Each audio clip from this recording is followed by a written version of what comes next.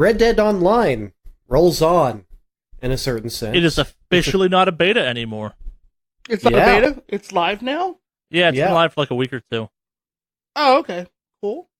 Is it? But, well, it's not on PC, so I kind of don't care that much. It's never coming to PC. Yeah, probably not. Yep. But not everything is live in Red Dead Online. Apparently, there's just piles and piles of burned horse carcasses. I want to respect the fact that you tried to, like, you're not even trying to make a, like, not everything in Red Dead is alive. In fact, some things are dead horse piles. Like, that's an Alex level thing you could have pulled just there. And I respect you for not doing it. Oh, whoa. I'm not that evil. No, but you're that bad at jokes. Probably. Yeah. But, yes. So, yeah, there's apparently, like, outside of towns and in random places, just tons and tons and tons of burned horse carcasses. Please, call them what they are, Henry. They're called corpse piles. Corpse piles. Of the burned horse variety. Yeah, and it's not just like 2 or 3, it's like dozens, and in total, I guess, hundreds, maybe thousands. And yeah, it's kind of weird, and that's kind of disturbing. I wouldn't want to see that in my Western online game. It looks like there's some sort of a weird, like, disease going around, like, but in any case, yeah, that's a thing. But apparently, it was caused by a duplication bug. Well, so this is not the first kind of fucked up thing like this. You might not know about the other one. So, the way to scam the game was you would duplicate, like, cougar pelts. So it was pretty common to, like, walk into town and see just a stack of dead cougars because someone was busy using the exploit. Yeah. So, it was also great. Yeah, apparently the way to pull it off is you catch one large fish and then using your horse clone the fish into your inventory. Yep. But apparently this horse glitch is a related glitch. But apparently this is like one of my favorite types of terrible gamer stories. It combines two of my favorite subjects when it comes to this. Dead horses and fire. I'm with you on this one, Henry. No, that's not my favorite things. All right, so dead horses and piles? Is that what we're going with? It's got to be dead horses. Yeah, it is like, game busting glitches. I guess this isn't necessarily game busting. It is kind of, but game busting glitches and players are hot garbage, so of course they do something like this. Sure. But apparently it's also causing performance issues. Well, yeah, you're spawning too many things. Yeah, it's forcing to render also piles of dead horses. And to think, and because this is online, it has to track every single one of those. Yep. So that everybody sees them. And so all of that is being kept track of on their servers. Yep. And so, yeah, and the horse apocalypse is upon us, and it's just as terrible as we thought it would be. So it's kind of like a weird reverse apocalypse because of the glitches. So it's like 4 horses riding in on 4 people. This is more like 4 horses riding on unicycles that are being pulled by people. Or 4 horses riding in on 4 horses, and then all of those horses die. Yeah. Well, the piles of bodies would normally be people in some sort of weird apocalypse situation. So that's why I figured it'd be 4 horses riding in on people. Just as a strange, weird, glitchy twist. Yes, jokes are the best, but you have to explain them. So do you suppose this is what happened whenever cars were invented? Well, they do have junkyards, so in a way, kinda. I'm sorry. I'm picturing like fucking Henry Ford walking. I know Henry Ford did not invent the car. It's like fucking capping horses, being like, another one for the pile, good lads. Fuck these 4-legged animals. The car's the future. Kablam! I'm Henry Ford, horse asshole. Right? This is what it is. This is them replaying out conspiracy. Like, well, the horses are a pretty popular mode of transportation. How do we get the car off the ground? It's simple. We Let kill Henry the Ford horses. at 'em. I'm Henry Ford, maker of Henry Ford's fine horse meat and automobiles. Where do I get the horse meat? Don't worry about it. Thunderstrike was delicious. By Thunderstrike, I mean your horse. The T100 never gets tired, never gets sick, never gets bored. You never have to feed the T100. T100 just straddles along. Your horse probably dead in the pile. Did I shoot it? Probably. I'm Henry Ford. That's You what know- about T100. It goes back. You don't need to put it back and shoot it back in the shed. Instead, you change the parts, drive along. Well, you call me and I'll shoot T100. it for you. I'm Henry Ford. There you go. I shoot a car Ford's just a- fast I shoot a horse. A baby, I'll shoot that too, but I prefer not. I prefer to drown it. Henry Ford. If you buy a T100, of course, I will gladly shoot a baby. Don't like your wife? Just take I'll shoot her from too. the shed. Yeah. Henry Giving Ford. you trouble? Won't let you buy a T100? Shoot the wife. Take her off back to the shed. I'm Henry Ford. I pretend she's a horse. Henry Ford. Times were terrible, and I'm Henry Ford. Ugh.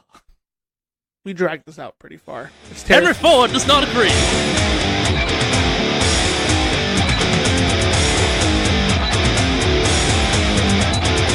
Hello and welcome to the Wicked Opposite. Wow, Wicked Opposite cast. Wow, 155 episodes in. I can't fucking do an intro still. Welcome to episode 155 of the Wicked Awesome Cast, Wow. a podcast about video games. I just pulled an Alex there. Yeah, Alex, you have every right to I was comment going to there. say, you sounded like me. Yeah.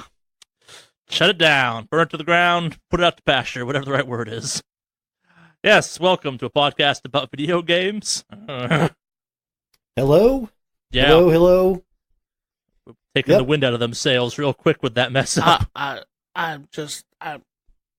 we had a good run, guys. This is it. 155 is the podcast. We officially are done. I don't want to know the statistics of how many times we've made this terrible joke in the intro. Yeah, but see, you've never screwed up an intro. I've definitely screwed Things up are the intro different now. before you showed up. No. Well, that was when... That's It's like 60 episodes that exist prior to your involvement. the world only exists when I'm there. Ah, yes, the flat Earth theory. Yes. Because if we're not the center of the universe, we're not important, and that is terrifying. That's right. If only they let me burn people at the stake like they did back in the day when somebody questioned it otherwise. Damn you, Galileo. Yes, back in the day. Damn you, Galileo. We definitely don't have a Friday night burning here in Tahunga. No. Okay, this got pretty dark. Yes, it did. Especially because we had two major accidents in my neck of the woods, like in the span of 8 hours from each other. Oh, wow. jeez. Like a car got flipped over, and then someone also whacked a fire hydrant off of They knocked over a fire hydrant, so there's like a 30-foot tall geyser of water just like up the street from me. Crazy. Yeah. Wow. It was cool, I guess, or terrifying how you think of it. We should change the speed limit outside my house. Just saying. Yeah, moving on from that. What have y'all been up to? Yeah. I guess I'll... Well, you go first, because you did an intro, right? Is that how that works? I forget. We have never established a methodology for how this works, but fuck it. Yeah, I'll go first, I guess. As I Go whacked ahead. my microphone twice in a row by accident. Whoops, sorry about that. What's going on? Everything is terrible. I saw John Wick 3 Parabellum, aka The Good, the Bad, and the Wick, aka Tokyo Wick, aka The Wickening, aka John Wick of Arabia. All of these names are sadly accurate. It's real good. John Wick I'd movies imagine continue to be so. really good. Yeah, I'm wanting to see that. I have not seen it yet. I definitely want to see it. The immediate reaction I had after the movie was, how do they keep getting better? Like, I thought they'd have to have peaked with 2, but nah, 3 has some shit where you're like, yeah, this is real cool. Cooler than 2. Like, they're different. I don't want to talk about it because spoilers and shit, but like, they Yeah. finally answer the most important question of the John Wickiverse. Where the fuck did John Wick come from? And like, are there other people like John Wick? And the answer is, yes, he did come from somewhere, and B, there are other people like Wick. And they're Oh, not the shit. same, but they're equally like crazy badass. Yeah, it's you know what? I you know what? As they've done it so well, like John Wick as a character, I don't really need to know too much about him. I kind of like the mystery, but the explanation is 30 seconds, all kind of up for your interpretation, but they like explain in seconds why John Wick fights the way John Wick does, and why other people are equally as good as John Wick, but not like the same fighting style and stuff. Like it's the explanation they give of where John Wick comes from is like a minor plot point that's hidden under a more major plot point where it's like, oh shit, that's how he is the way he is. Got it. And like it's that's interesting. Only kind of a hint spoiler I'll give is like the entire time the directors have described John Wick in action as like as a ballet of death. There's a reason they've described it like that. But also like the movie establishes not everyone is a ballet of death. Like there are other people that are like deadly shadows, or like Halle Berry's character is like a 3-man wrecking team as one person. It's really fucking cool what they set up with. This movie establishes, in the way every John Wick establishes, like more underworld mysticism bullshit. This has my favorite underworld mysticism bullshit they've done so far, where it's like, man, that's some bullshit, and it's real fucking cool. Yeah. Yeah, I mean, and I'm guessing they're probably done with 3 as well. No, I don't want them to... There's going to be I don't a 4th. want them to keep stretching it out and make it dumb. I think the 4th one will be the last one. The 4th one is also going to be batshit insane. Like, of course. Like, well, yeah, they have to top. They just keep having to top themselves, and that's why I don't want them to stretch this out until it's dumb. No. So that's the thing, I guess. Like, maybe where 3 succeeds, it's not trying to top 2. It's going, okay, here are the things we did in 2. We have to maintain the same level of awesome, but we can't do the same thing a second time. We have to kind of reinvent what made this cool. Like dumb questions, like from the second movie, man, John Wick's jacket is super impervious. Why doesn't everyone have that? Third movie answers that question. They do. Oh, shit. Like, if you had John Wick fight 40 other people that had John Wick's magical suit, what is that like? And it's a really cool sequence. Because it's like, it starts off as a like, oh, this is what this fight is going to be, and then you're like, nah, this is totally different. Yeah, I mean that's one of the great things about the Wick series. Yeah. It's been inventive. It's taken it's not like it's an original story in any way, really. It's how they do it. Yeah. And that's really what's made it, because I mean the trope of, you know, the old retired killer has been done a billion gazillion times, but that's why they had to make it that much extra creative and fun. Like, there's a point in the movie where there's a literal fight in a gun and knife store, and at no point are you like, this is convenient. You're like, yeah, of course there's a gun and knife store in this universe. Duh! Yeah. This is like Hitman's Harry Potter, if you will. Yeah. Is what it sounds like. Welcome to the gun and knife store. Oh yeah, the gun and knife store down by what's it? The orange and alcohol store. Yeah, of course. In this shop, the knife chooses the hitman, not the hitman chooses the knife. I wouldn't quite go that far, but there's definitely like the store sells 2 things: weapons. What's the second thing? Weapons that go boom. I don't know. Like it's weapons. Yeah, sharp things and shooty things. Yeah, I like it better now, thinking it's like the underground assassin Harry Potter, but they just have their own tag on. That's a different thing. So there are at least 2 underground assassin Hogwarts in this movie. See, it all makes sense now. It's like the different schools. Man, Wick is the Harry Potter of assassins. Yes, he is. Yep. Oh shit, that recontextualizes so many parts of this movie in hilarious ways. See? Man, angry Russian Professor McGonagall is awesome, just saying. Yeah. Instead of Diagon Alley, you have just Go Die Alley. Yeah. Oh, I like now that I have this mindset for it, I can't wait to go see. John Wick 3 is great. They even say the name of the movie in the movie at one point. It's like, we know you fuckers didn't look up what Parabellum means, so we're gonna spell it out for you in a pivotal scene. So you go, oh yeah, that's the name of the movie. I get it now. And then John Wick shoots a bunch of people in the throat and neck and face and body, and then you're like, yeah, that's what I came here for. Like, aside from the fact it was John Wick, in the trailer, John Wick throws a gun at another dude in frustration. That's in the movie. I'd have seen the movie just for that moment alone. It's a great moment. It's very super hot of him. I Just throw with a gun at someone. You know, like, guns, that's actually pretty effective. I mean, if you've ever actually picked up a pistol, those things are way heavier than you expect. Oh no, dude them. throws like an assault rifle overhand at someone. It's like grabs the button, flings it at someone. It's great. Oh yeah, those will totally knock you out because they are heavy. I mean, it's like, it's easy to forget that they're pretty much solid steel. Yeah. Mm-hmm. It's in the gun box scene. And it's throwing a big block of pure full steel at somebody's head. Yeah, that's gonna hurt a lot. Yeah. I want to avoid spoilers because you should go see John Wick. Keep this train rolling. Like, I want that fourth to get made because I want to see the end, just the ridiculous ending they're building towards. Because 4 is going to be ridiculous potentially. Like, I only spoil I give, Morpheus's character is back as the fucking homeless king of New York, and he's like way more extra than he was in the previous movie, which is great. The king of the Bowery is back. Fucking homeless underground network king is like, yo, I'm still here. And I'm like, yeah, you are. Do you, Lawrence Fishburne?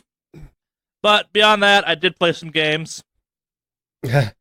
I played that Rage 2 game. That is an okay video game. I hesitate to call it good, but it is fun, and it runs for the most part fine. But I am also committing kind of dark heresy playing it because I'm playing it on my laptop, but with a controller because there's so much fucking driving in that game. I didn't want to have to swap back and forth between a mouse and a joystick setup for that constantly. So it's fun. It plays like Doom. It's fast when it's going. I think the driving parts are real shitty, but it's got powers that don't feel great to use. It's a fun apocalypse game. Like, it is Far Cry and Doom's, like, edgy, edgelord, fun kid that's like, yo, what if I was both Far Cry and Doom? Like, that could be fun, it is, but it's also got some problems. Like, the story's dumb, the main character is forgettable. Like, I think I killed, like, I killed post-apocalyptic Trump in that game, which is real weird. Like, dude even had Trump's hair, but, like, he's like a shitty nightclub owner who's going on about how like much money he has to overthrow whatever. And I killed this mutant. I haven't killed him yet. But like, the game is you versus like ultimate eugenics, cyber Nazi things that like. Did any of you play Rage 1?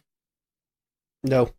Okay, so the story of Rage 1 was that you are an Arch-human. So that apocalypse happens. I think it's a meteor hits the planet. The best and brightest got put into these like survival pod things called arcs that were buried all over the world so that they could emerge after kind of the radiation died down and shit like that. Everything would be fine. Where many apocalypses like don't acknowledge this, like a bunch of people survive, not a ton of people, but enough people survive that like civilization doesn't totally fall during that time period. It's not great, but it's not totally gone kind of thing. And you are awoken in the first game as like the first, like something goes wrong and the arcs don't pop out of the ground. It turns out the arcs don't pop out of the ground because the military that was left to kind of try and coordinate all this shit went bad guy. And they're like, no, we will rule the wasteland. Ah, ha, ha, ha, ha, ha. But you wake up and you trigger the satellite that brings all the arcs up out of the ground. And the game takes place 25 years after the end of Rage 1. And I think there are some returning characters, but also I don't remember any of the characters from Rage 1 really, but like, so you are playing as my favorite post-apocalyptic trope character, who is not the person that saved the wasteland, but like kid of the group that saved the wasteland. Like, you are second generation Arc E, if you will, which means your blood is full of nanites, which lets you use the fancy power armor suit, which lets you have the superpowers that range from, like, palm blasting to double jumping. And you get special guns that are, like, tied to your ranger suit, which is powered by your nanites. And this gives you the power to self-resurrect every once in a while with the defibrillator built into your armor, or use a shotgun that's a really good shotgun, or a kind of okay medium-range sniper rifle in alt-fire mode. The game's cool enough. It is not. It's fun. It's a lot of fun, except when it's not. But for the most part, it's really fun. There's kind of weird pockets of difficulty that strike out around the game.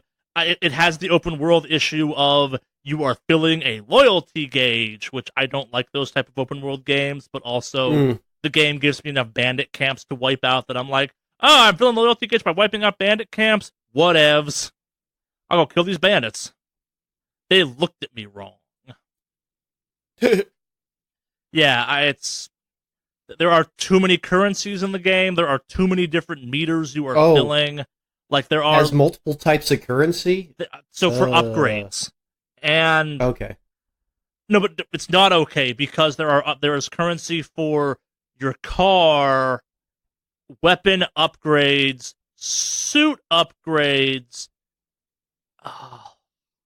They're all running. That's a pain. And they're kind of awarded and throughout random there's things. no real good reason for it either. Like, no, I'm just there's thinking... also cash for buying stuff, and there are like reward tokens for Monster Bash TV, which is kind of a game show in the universe. So there are literally 5 different currencies, one of which overlaps all of your upgrades. But here's where it gets weird. Like, you have to level up your guns with the shared currency, but then to buy, like, underslung grenade launcher for the gun, you need weapon-specific currency, but also to upgrade, like, your nanites, your power armor, your nanite abilities, you have to use the shared currency to unlock the levels, but then you have to use nanite updates to update the actual aspects of it.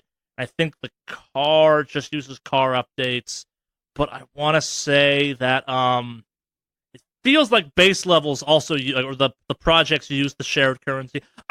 The currency is a mess. If it was just cash and Feltrite or whatever it's called in the game, like the crystals you pick up, I'd be fine with it. But no, it's unlocking levels with one currency, buying supplies with one currency, and then like actually unlocking the shit you want with specific to that thing's currency, and the menu's kind of clunky to get around because it loads slowly. And like, I accidentally upgraded the shit out of my shotgun. Why? Because I was using it a shit ton, and it's awesome.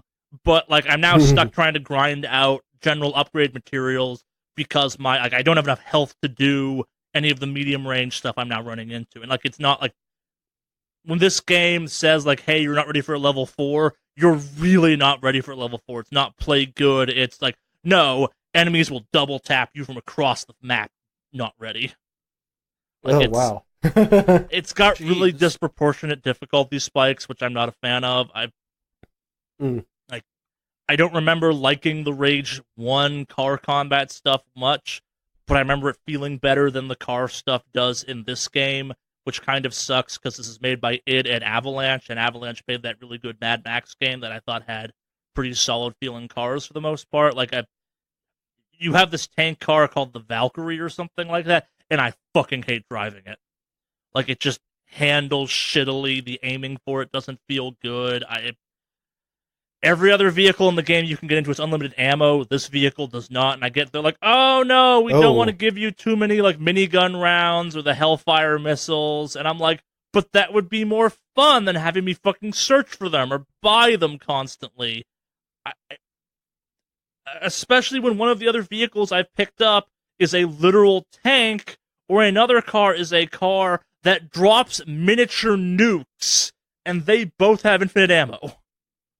Oh, wow. Okay, so it sounds like they kind of don't know what they're doing when it comes to the game balance. Yeah, and that's kind of it, like, too, where it's the, this is the first person shooter I've played in a long time where you just didn't pick up ammo when you ran next to it. You have to manually kind of pick up ammo, which sucks, but, like, it's from one hand I get it, where it's like, oh, it's about scavenging, but also, like, I'm in a firefight. I don't have to look and grab the shotgun ammo. Just let me pick that shit up.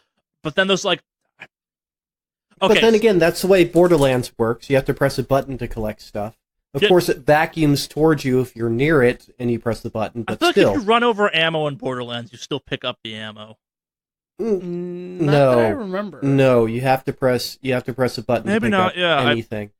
But it does vacuum towards you in an area effect type of a thing, so you don't have to just keep pressing it a bunch. So, you just press it once, and everything just floods to you like a vacuum. This is definitely not that case. Okay. This is pick up per thing. Yeah, because the way Borderlands did it, if you're going to do it like that, that makes a lot of sense. Because it also means that it's harder to accidentally pick up, say, a gun and like auto replace the gun you're carrying. Yes, This also has the problem of, since I'm playing it on a PC with a controller, the picking up stuff feels very imprecise. Like it really wants me to be dead on the thing I'm trying to pick up, which I'm just not capable of pulling off. And there again, that's why they did it the way they did it in Borderlands. You just press E to collect everything, and if you're going to have that mechanic in a game, do it like Borderlands, because they definitely did it the best. I mean, otherwise, just like you said, just have it pick it up when you touch it. Yeah. Don't make it into a weird pixel point-and-click game.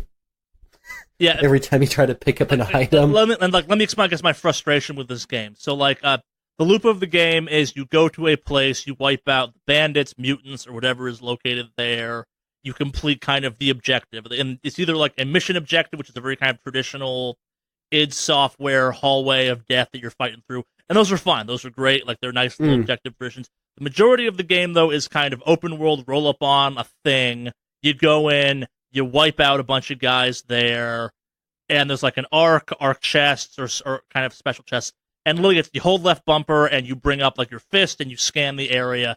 But none of the collectibles that then get listed as listed there get highlighted. So you then spend the next 10 minutes trying to find 5 plastic crates with pink lids to pop open that, like, there are easily 6 bandit compounds in that game I have cleared that I've gotten 4 out of the 5 crates in them because I just fucking gave up. I'm like, this isn't fun to find these anymore. I don't care enough. Like, fuck it, I'm out kind of thing.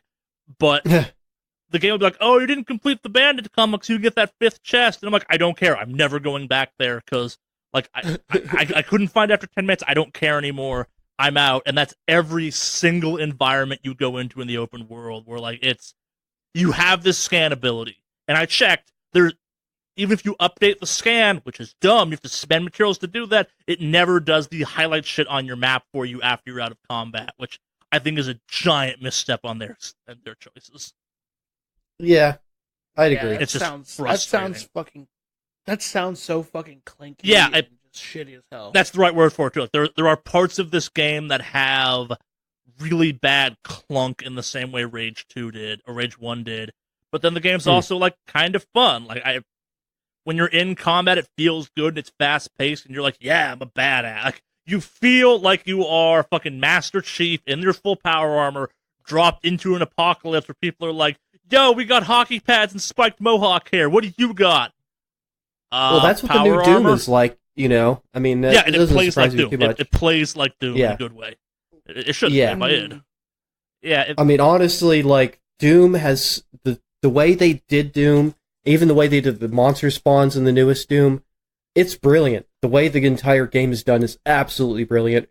But yeah, if they just basically traded on that and move that and use that for Rage 2, sounds like a great idea. What's that? They didn't, and that's the problem. Like, it is it is the speed and kind of good feeling combat of Doom without the health regeneration, or it just doesn't feel it's not as good. Like, it's because of the open worldness of it. Like, and I think some people talked about how it's like, this is a tech demo for, like, could you do an open world Doom? And the answer is, yeah, you could. Just please don't do it this way, because this is not great. But yeah. At the same time, it's fine. Like, I'm having a lot of fun playing it, but at the same time, like, after 2 hours, I'm like, I'm gonna play something else. And the other thing I have to play is Glorious. I'm doing a weird game pairing where on one hand you have my Funpocalypse game that's kind of like Sugar Rush fun, and on the other hand, I have A Plague Tale: Innocence, which is a fucking monster. Okay, of a game. I've just read about that. I don't really know a whole lot about it though. I've read about it a few times. A Plague's Tale: Innocence. You play as Amicia, I think is her name. I'm probably pronouncing it a little bit wrong. Who is the daughter of some kind of regional knight in Black Plague era France, and the game starts off with your family getting straight ganked by the Inquisition. And it's you're I haven't gone far enough to know the answers, but like your brother who you escape with has like epilepsy or something, and he has spells from it, and the Inquisition was coming for your brother because he's obviously possessed by the devil, and your mom was like that era's equivalent of a doctor trying to figure out what the fuck was wrong with him, and you go from like escaping the family compound, both your parents being straight murdered, right after your dog gets killed by some underground monster thing, to a town where it goes from like you running from the populace to accidentally killing someone. And this is where the game's kind of brilliant, because we as video game players are like, fuck it, whatever, murder, who cares? The protagonist, Amicia, is a like 13, is like a teenage girl who has lived a pretty good life, and like she's a bit of a tomboy, so it kind of makes sense what she's up to. But she has never murdered anyone before. She is not okay with this situation. So after like use her sling to kill someone, she freaks the fuck out and like spends the next 2 minutes being like, "I'm so sorry. I didn't mean to do this." You have like, and you're trying to play the game while it's happening, but she's like, "Oh God, what did I do?" And you're like, "Yeah, what did we do? We just killed someone." Ugh. Yeah, I played a game. I've played a game called Shadwin, which had kind of a similar thing going on. In that, essentially, your character is kind of caring for another younger character. Yep, that's what this game is. And so you are an assassin though. But the thing is like if she sees you do things or finds dead bodies, it freaks her out like in a serious, huge way. Yeah, this and is, it can change the course of events and the ending, depending on like how often you straight up assassinate people or murder people, and what she sees of what you do. I don't think this game has that. Like there's not a lot of choices. Like it's the Amicia has to do what she has to do, but what she has to do is like. The game is a puzzler. Like, the game is a puzzler with light combat elements. Like, your weapon is a sling. It's mostly sneaking about, though. Like, if anything hits you, you die instantly kind of thing. Often in a, like, Tomb Raider 1-esque graphic cutscene. Like, not quite that crazy, but, like, the game has, like, guards cut you in half, or the rats eat you, or whatever. Like, so, getting to it, like, so, the main enemy of this game, as much as it's in the Inquisition, is also the Black Plague rats. Yeah. And that's where the puzzle aspects of the game comes in, because the game establishes pretty early on that the rats don't like the sun, or they don't like light. So a lot of this game is pulling moments where you have a torch, and you have to cross a field of corpses, and the corpses are gross, but then nightfall happens, and all of the rats come out. So it's you walking through a wriggling, screeching, beautifully rat-teched, rat-physicsed field of murderous vermin, and your character freaking the fuck out because of this. Like, one of the most brutal moments in the game was I've gone through a room, and I have this lantern thing set up on a pedestal, and a guy's coming, like, sees me and run. I'm like, oh shit, I gotta move that lantern, and you move it, and rats just fucking pour over him from a hallway and eat him alive. Oh, wow. And Amicia goes, oh God, I'm so sorry, and you're like, yeah, that's fucked. And like, the rats are genuinely terrifying. They squeal, like them being around is uncomfortable. And like when they're in mass, it's this like pulsating, grotesque, Lovecraftian like swarm around you. Like I made the joke of rat tech, but like the rat tech of this game is fucking impressive. It is gross in a way a lot of games don't have. Yeah, and overall, I like the game a lot. I've been playing more Rage because I kind of wanted to like. Rage is the more popular game, so I want to talk about for this podcast. Like, the only complaint I have about A Plague's Tale, like a couple complaints, I guess, it's like technically it's got some glitches, but also I got the game for $40, so it is technically a discount title. It is way more of a game than I thought it was going to be, down to, like, in the first 2 hours, you will get, like, the hero armor, and it's never called that. Like, you get this nice old lady helps you out, and she gives you, like, her grandchildren's clothing, and Amicia goes from, like, person in believable thing to, like, girl in leather armor-ish thing with awesome neck guard and, like, elbow guard thing. So it's a little weird. But it's a video game at that point. Well, yeah, that sounds like a really cool. I like narrative-heavy games. It's a lot of fun sometimes. Sometimes you don't care about narrative, something's just for the fun of it, but sometimes it's also nice to get a game with some really cool storyline and plotline stuff going on. Yeah, it's a cool game. Like, it's the game pairings work interestingly, because on one hand you've got, like, Super Depression Simulator, which is A Plague's Tale, and on the other hand you have, like, Rage, which is like, murder is cool, yo. Go on and kill those people. Life is meaningless. Nihilism. Then you've got A Plague's Tale, where it's like, oh god, I can't believe my family is dead and I just murdered these 3 people with a rock by accident. Oh god, I'm going to hell. Why is life precious and so fragile? Back to Rage. Life is meaningless. Punch him in the dick. It's been a fun game pairing. The two go well together. Where, like, when you're getting sick of one, you go to the other and you're like, ah, yes, the opposite end of the spectrum. But yeah, both are great games. If I had to pick one, if you can only play one, I'd pick A Plague's Tale. It's much better, I think. Like, it's technical issues aside, I think it's a more rewarding game. It's got something to say. It's dark. It's yeah. Just out of curiosity, do you have the NBA Jam announcer for Rage 2? I thought I did, but I have yet to figure out how to turn that on. I think that's a so it refers to it as a cheat, and I don't think I have access to that till after I beat the game. And I'm not gonna lie, I think this game, I think Rage 2 would be better if I had that NBA Jam announcer already. Like, that's what I was saying. I'm pretty sure you should have gotten it at the beginning. That sounds weird. Yeah, like, it's weird because this game is, like, trying to be serious enough that part of me is like, no, when I punch some dude into a building, I kind of want the game to yell boom shakalaka, because, like, it's not ridiculous enough. That's the problem. Like, I fully admit I kind of ultimately bought this game because they were like, yo, we're doing this NBA Jam announcer pack. I'm like, dude, that sounds dumb. I'm totally in for that, and I think the game needs it. But also, I think, like, A Plague's Tale Innocence would be fucking hilarious and horrible if, like, the first time you kill someone, Amicia's freaking out, you hear boom shakalaka, and you're like, oh god, this is off tone. Maybe every game needs an announcer yelling boom shakalaka when you commit headshot murder, but what do I know? That's what I've been up to. Rammstein has a new album out. It's fine. It's you're not listening to it low volume like I did initially, because it does not do low volume well. It's artsy. It's more Rammstein. Don't look up the lyrics; they're disturbing. Yeah. I also can confirm that you can get returns from the Epic Store pretty easily, so we were concerned about that. Yeah. Who's next? I guess I'll go real quick. Well, we did it.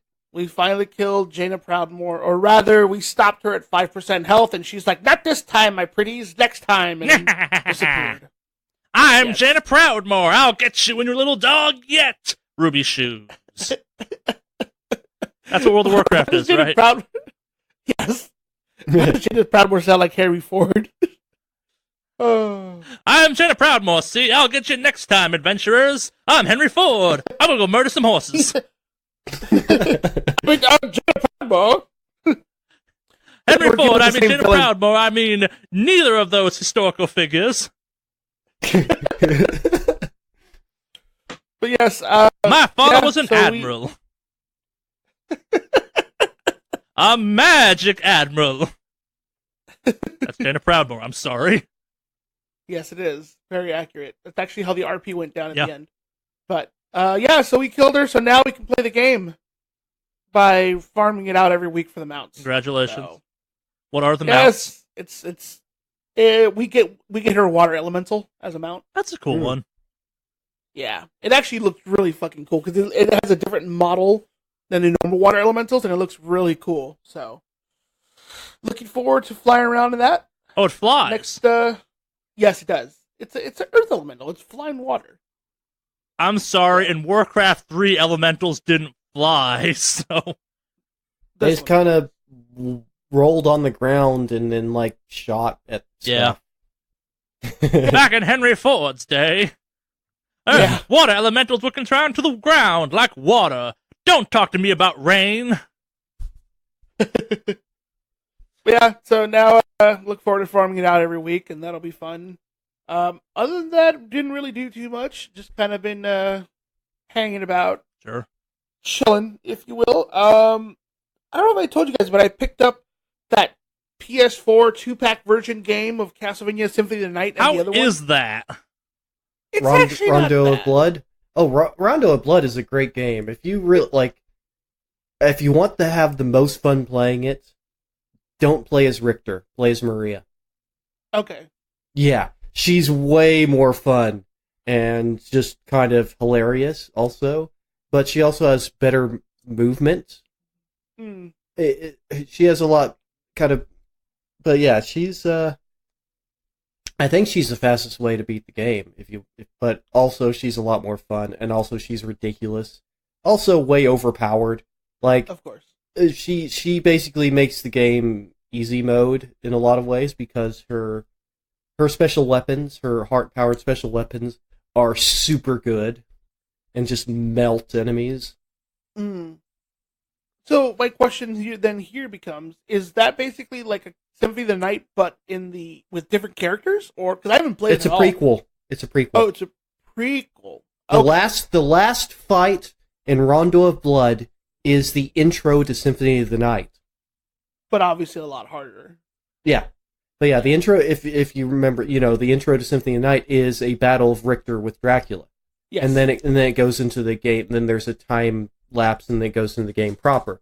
Well, that's the last battle of Rondo of Blood. That's literally the last battle, every part of it. So, yeah.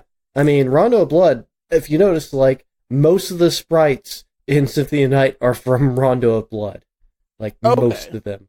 As well as some from, like, the Super Castlevania 4. But also, like, it's just literally it's just continuing the story.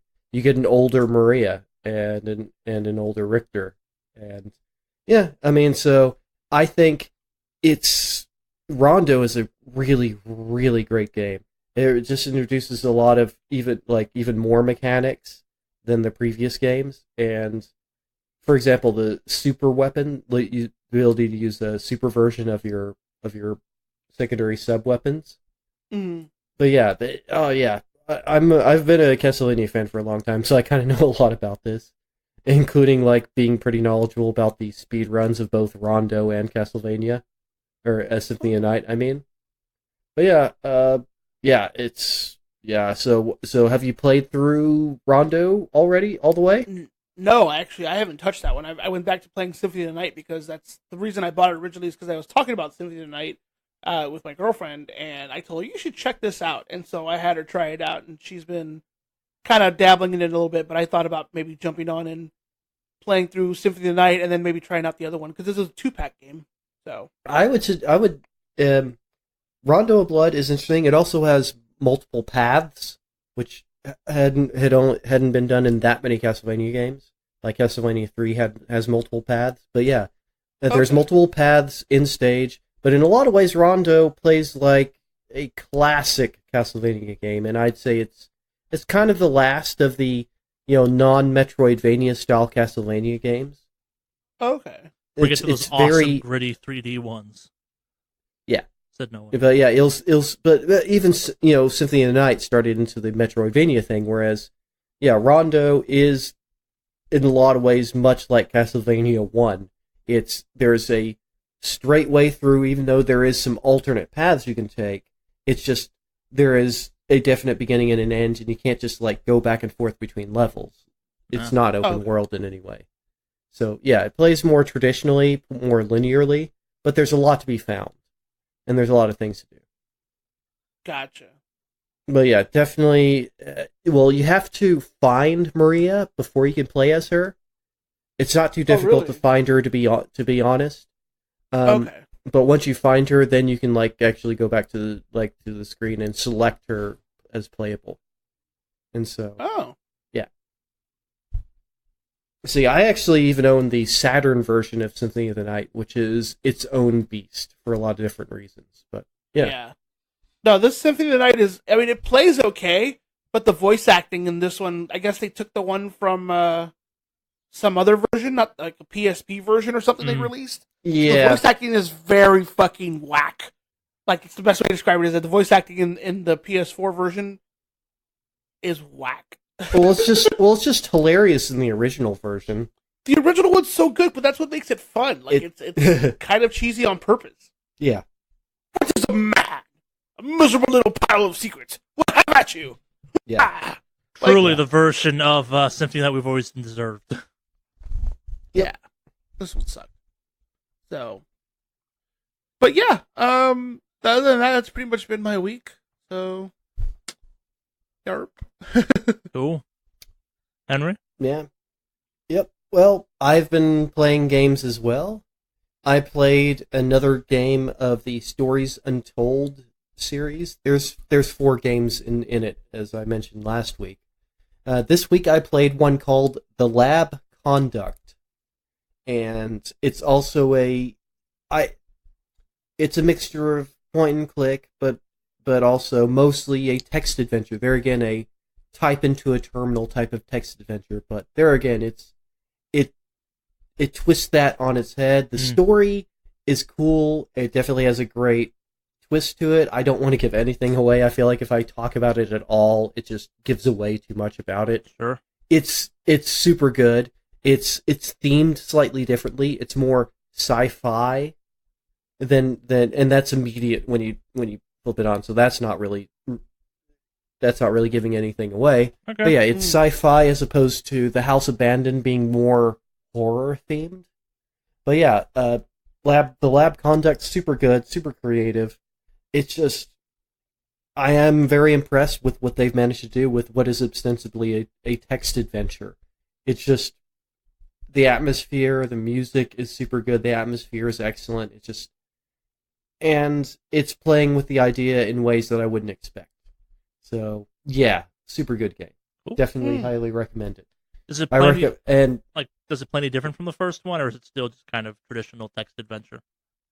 It's still, it has more to it, and so there is a little more than that. Okay. So you have a little more than just typing into a text console. So there is a progression to it, I guess, is what I'm getting at. Like it is a sequel in the added stuff to it way. Yeah. Since, as I mentioned, the first one you can still, as far as I know, you can still pick it up for free, because it was made in 3 days, and so it was very quickly made game. So it's obvious that with the lab conduct, that they really took the extra time to make it a little more special. Sure. It didn't take that much longer to play through, but there's a lot more to it. And so I don't want to give anything away about it, but yeah, pick up Stories Untold. It's super good. I'm sure the other 2, when I get to them, are also going to be super good. Third one just punches you in the dick repeatedly. Why would So, a yeah, game do this? Yeah. But yeah, no, it was definitely an improve. It was, I could see just the improvement, the fact that they had more time to develop it and really took the time to do so and make it good. I also played I played more games. I played something called Strange Telephone, which that's a very recent one. It came out this year, I believe.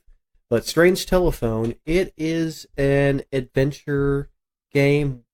It's kind of like the old point-and-click games where it's kind of like, pick up this item, find out what to use it on, or who to give it to, or what to use the thing with.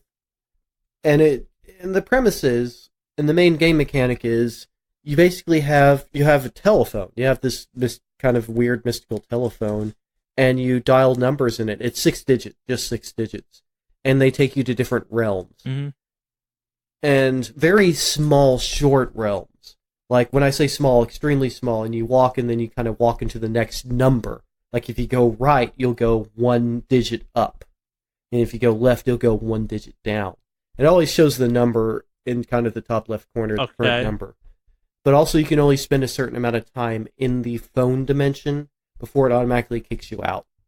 Explain this phone dimension. So when you dial a number, it brings up, it's not randomly determined, but I think that the way they programmed it is relatively random. But essentially, you go into this little level, and there's maybe a certain number of things. So there's maybe about 6 themes that a level can be, and what it contains varies wildly. And it can contain different items or different things you can interact with, or just kind of scenery. So what is the gameplay like? So I guess let me fill in the gaps, and you can correct me if I'm wrong. Plays very much like an old Sierra game. You walk back and forth. You can pick things up. You can put things down. You can interact with objects. You can interact with is it a side scroller technically at certain points? Yeah, it's a side scroller. Okay, gotcha. It is a side scroller. It is very much like an old Sierra game, but the game mechanic is cool because essentially you can experiment with phone numbers. Yeah, that's what I was going to ask. So basically, it's you call a phone number, you get dropped into some type of mini level thing with level-specific goals, objectives, or collectibles.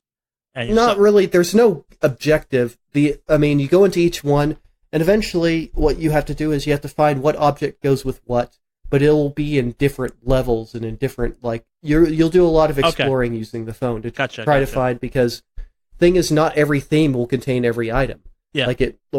Like a theme, you go to the theme one time, it has these flowers, and you go to another time, the flowers aren't there, but something else is there. And you go to another place with the same theme, and it has all of the above. So, so it can take some time, and you can, start writing down numbers and kind of... There's a phone book that also keeps track of stuff. Okay. But also, you'll probably end up taking some of your own notes of what was in that scene, and what a thing does, and how you think a thing might work. So how do you progress? What is the progression? Just like in a Sierra game, you try to find the right item to use with the right thing. So you have an inventory, and it's use thing on thing. Well, it's you're trying to solve a puzzle or something. Is there There's a number of small puzzles. Gotcha. Okay. And there's 12 endings. And so what you're ultimately trying to find is all 12 endings. And so what you do, and there again, you have to have certain items and certain sequence events to trigger certain endings. Yeah. And so that's what you spend the game time doing. That's what I was getting at with the gameplay question. So it's you're jumping into the phone dimension to grab items, to bring them back to the not phone dimension, to then do the text adventure aspects of it, to kind of solve the puzzle to get the ending. That's what I was trying to get at. Well, there's no text adventure aspect. The use thing on thing aspect. Yeah, and so, but you don't use anything outside. It's all in the phone dimension. Oh, okay. There is an outside of phone dimension, I guess, your hub world, but all it has is there's a door there, and Sorry, but you're bringing items with you into from phone dimension to phone dimension, or from world to world. Yes. Okay. Cool. Yes. That makes sense. As I mentioned before, if you just walk to the right in one phone number, you'll go into the next one, which is one digit up, which is kind of cool. But yeah, it's a really interesting game. The game mechanic is fun, and thing is, I used to play the old Sierra games like King's Quest and stuff like that, so the gameplay is very familiar to me, but it's done really well. I think it's very creative. It won't take you very long to finish if you play it, to be honest. It's not a long game, but it's well done, and it's I think it's pretty cool. Another game that I got around to playing this week was Rogue Legacy, and it's a 2D side-scrolling rogue-ish game where the kind of castle you go into is randomly generated, it's procedurally generated, and it's an old game, but they recently, this year, as in last month, came out with an update, just out of the blue, just very I heard about this. Yeah. here's an update for a game that's like from 5 or 6 years ago, or even longer. I mean, this game's been around a while. Actually, I think it's older than that. But in any case, Rogue Legacy, yeah, there's a new update, and it fixed some things, and it introduced the ability to use a very popular mod that somebody developed for the game, and now you can just launch the game with that mod. That's cool. And they streamlined that, but they also added in some more fixes and tweaks. It's just weird to get. What does the mod do, out of curiosity? It adds more bosses. It changes some of the character classes in different ways, in really good ways, actually, in my opinion. It makes the Archmage actually super good. Like, instead of just really weak, it makes sense now to actually pick a mage. Sure. Whereas in the past, they were just really weak, and their spells got used up. Their spell would get used up too quickly, and so you just kind of be stuck for a while. But yeah, they added in several new mechanics into that to make them better, and they added some mechanics to make the more vanilla classes more interesting. Like, they added in a mechanic for the soldier and paladin, so that when they get low in life, they actually get an attack boost. So yeah, so the mod is actually a really good mod, but it's just bizarre after all these years. An update. It's a great game. It's a fun game. I like it a lot. I remember being frustrated by it back in the day, which is the praise I can give to a Rogue game. Yeah, and so and it's not frustrating because of the mechanics. It's frustrating because you genuinely feel like I could have survived that if I was a little better. Yeah, that's how you genuinely feel in this game. Yeah, it's a hard game. It's hard for the right reasons. But yeah, this many years later, here's an update. Really? Okay, yeah, sure, I'll check it out. And I did a lot, quite a bit this week, because I do like the game a lot. And yeah, the update's fantastic. It's made the game more fun. It actually managed to make the game more fun. The tweaks to the classes are fantastic. They are super great. So, cool. But yep, I guess other than that, I've been binge watching some Game of Thrones, and I'm looking forward to watching Game of Thrones today. And looking forward to the story ending in a certain sense. In a satisfying way that no fans can complain about. That nobody will ever complain about ever. Said nobody ever. Yeah. Yeah. But it's I'm looking forward to that. I know we don't. I mean, it's a great series. I'm right here. I'm drinking from a Game of Thrones mug as we speak.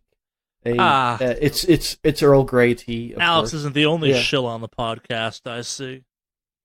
What's it like working for HBO, Henry?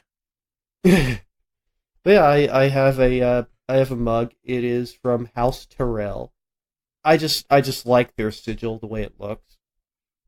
And I also liked those characters on Game of Thrones. It's a very house in some ways. But I like so yeah, I like Game of Thrones a lot, and I think it's going to be interesting to see what they do with the last episode. Yeah. Maybe we'll actually do a spoiler cast we threatened to do after that episode goes up. Assuming Alex is still talking to the world. Maybe. I'm this season has been. It's all right. So I think no. We do not have time, and this is not the place to go into this in greater detail. But I'll just mention this. I do think that ever since they've kind of been outwriting, ahead of the books, that's where they've been hurting. Sure. To be honest, but yeah, I mean that's up for debate. But yeah, what's not up for debate though is we have video game news to get to. Yeah, we do. That's right. News.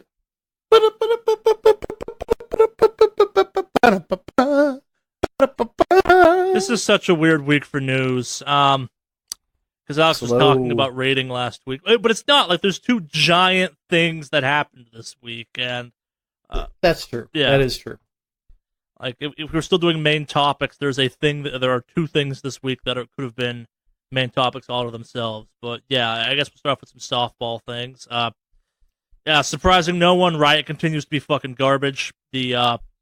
While the walkout we talked about last week was kind of air quotations effective, they have not given existing employees the right to opt out of arbitration and have been kind of shitty about everything since. Yep, because all the shit they did prior to this happening up is really fucking bad. Yeah. And they sure shit don't want people to talk about It it. doesn't look great. Yep. And to the credit of the employees, they're threatening more. Yeah. They're saying, "Oh, well, we walked out, and you're really not going to take that seriously. We're going to do more." I see a strike in the near future. Yeah. And for a game, for a company like Riot and a game like League of Legends, a strike will cripple them. Yeah, it's a live game, which means it has to have constant content updates. So having a couple down days is a problem. Yep. Mm-hmm. Yep. And so, yeah, I personally hope that they do it. I hope they strike. I am for collective bargaining, and I personally just want a union, but this is a start, and this is the start. It would be fascinating if this is how Riot Games ends. Like, Riot Games won't end overnight kind of thing. It's too big to do that, but like, rewind 3 years, and if you ask me, like, how the fuck do you kill Riot, I'd be like, I don't know. Blow up the building. And, like, no, this is the actual answer. It's the people finally get fed up enough, they start walking out and leaving, and when a game that requires kind of constant work to be being done to keep it live, not that the game's not going to fall off a cliff, but, like, the sell of the game is, hey, we're adding stuff constantly. Not having that stuff coming constantly, a la Anthem, kills the game. Yep. Yeah. But yeah, I hope. Yeah, there again. I my full support behind the employees of Riot. Yeah. Moving on from that, Minecraft Earth is a AR game for your phone. That's kind of like Pokemon Go. Has anyone got a chance to play this yet? There are ways of getting into it. I did not pursue them because I guess you can play it in Australia, I think, or something like that. Or that might be the new Pokemon game they just put out that people seem underwhelmed by. It does say that there's a closed beta that you can sign up for. Yeah, that's what I'm thinking. And that won't begin for a while. But you can sign up for it now, apparently. I'm kind of down for it. And I don't even play. I honestly don't really play phone games very often at all. Sure. I'm not a. But honestly, I'd probably kind of play this because, yeah, I think it's what I'm looking at. What it does, it's going to be more dangerous than Pokemon Go. Horribly more dangerous. Well, so that's it. I don't know what this game is. Like, do you get to build stuff and then drop them into geotags that you can only see via not via Pokemon Go, via the app? Like, because that's kind of cool. Yeah, that's a part of it. Yeah, you can create permanent fixtures in the game. Okay, that's cool. Which is crazy. But also will just turn. Well, it says like here I see an example of. The sidewalks become mines with various things like diamonds that you can mine from them. Sure. Park with trees that contain skeletons. Kind of RPG-ish. I'm guessing it's a bit like the Minecraft, like, adventures games, as opposed to you mean the Telltale one, which is absolutely garbage terrible? Hopefully not garbage terrible. But it sounds like it's trying to be more, I guess... Well, I mean, I guess Minecraft, when you're playing survival, is RPG-ish. But that seems to be what they're going for. But, it sounds dangerous. We will see. Sounds like it sounds dangerous. People going for that, it's a diamond mine. It's not really an and AR it's in game. the middle of the street. Yeah. That's it's an AR game. We all know my dark stance, which is it's not an AR game until someone pushes someone off a roof. Happened with Ingress. Probably happened with Pokemon Go. It'll happen with this. Yep. But yeah, I'm on board to check it out. I might even sign up for the for the beta, One of us should. and I almost never sign up for betas. But I like the idea. I like Minecraft. I've liked Minecraft for a long time, even though I hardly ever get on it anymore. But I do like Minecraft a lot. I guess in that same vein, this news came out as part of the 10-year anniversary of Minecraft. Yes. Congratulations, Minecraft. You are almost old enough to make bad decisions. Yeah. What bullshit. next? Speaking of bad decisions, yeah, this is actually a pretty easy one. That Epic store is happening. Mm-hmm. They're doing a mega sale a la the kind of Steam Summer Sale, and it's been kind of a mess. Oh, it's been a crapshoot of fucking Yeah. mess with Wow. fluctuation. So, from what I've been hearing, there's fluctuations in pricing, Oh yeah. and then all of a sudden people are just like, no, we're pulling a fucking game from the sale. This is kind of a multi-tier thing. Let's start off Mm. with what the sale actually is, and then we'll get to Yeah. our mad internet witch hunt in a second, Alex. I know that's what you're here for. You fucking Steam, Valve-ass shill. Get back on Twitch.io. We get it. You don't like the Fortnite launcher store. We get it. I hate the idea of exclusivity, but go on. I would argue that PC is all about exclusivity, but whatever. So as the actual basic of the store, Epic is offering $10 off every single game on the store, priced over $14.99. That included pre-orders. I say "ed" at the end of "include" because it seems like everyone that had a pre-orderable game on there may have pulled their game off by now. Yep. So, yep. The first warning that maybe something wasn't on the up and up was that Vampire the Masquerade Vampire the Masquerade Bloodlines 2, that's too many words for a title, got yanked pretty early on in the sale, and it was followed by several other games, including, as of today, Gearbox's Borderlands 3. I'm assuming it will be back once the sale is over. That's the kind of general impression I've gotten from all of this stuff. But they weren't cool with $10 off their pre-orders, apparently. And as it's come out, apparently Epic didn't tell the publishers and developers they were doing this. Yeah. And, alright, so I think the weirdest part of the story is what... this just shows what happens when you have a company that wasn't necessarily making as much money in the past as they are now. Yeah. Like now they just have so much money, so they're throwing their money at problems.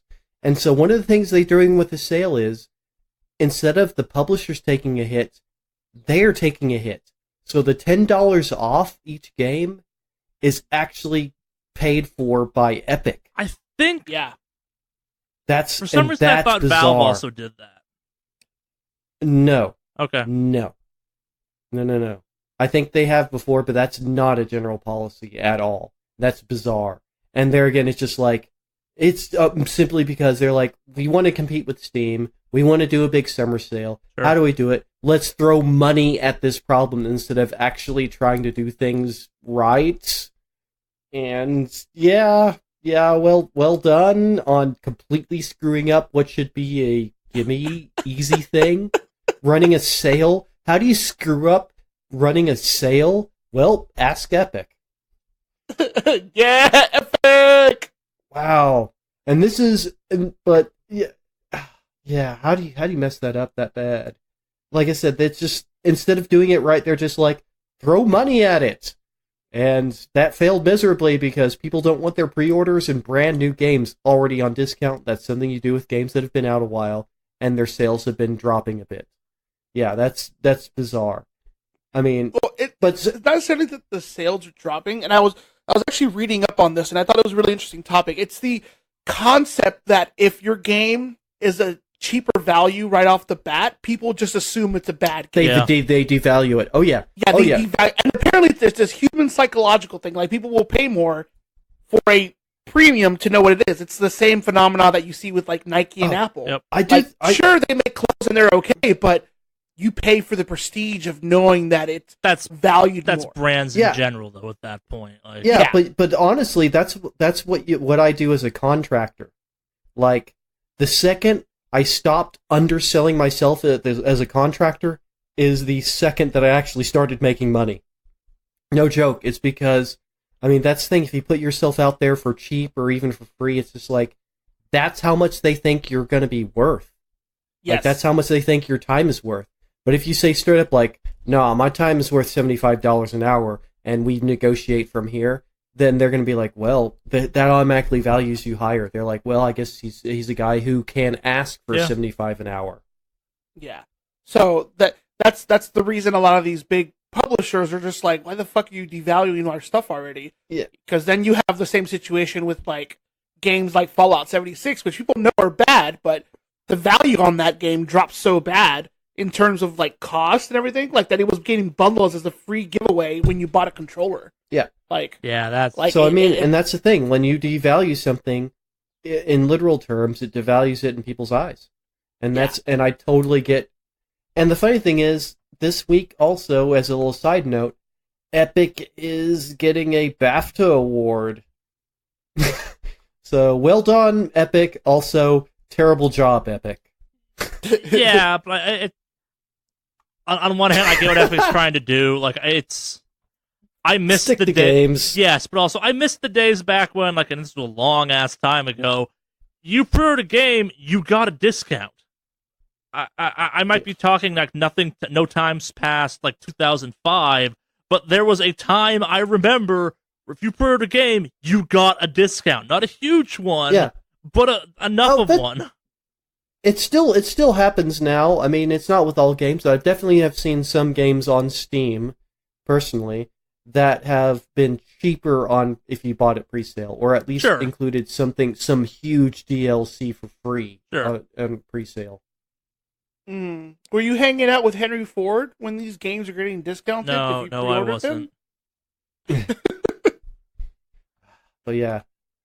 Watch as I cut the entire Henry Ford bit from the preamble, and Alex just comes off like an asshole there, like attacking historical figures.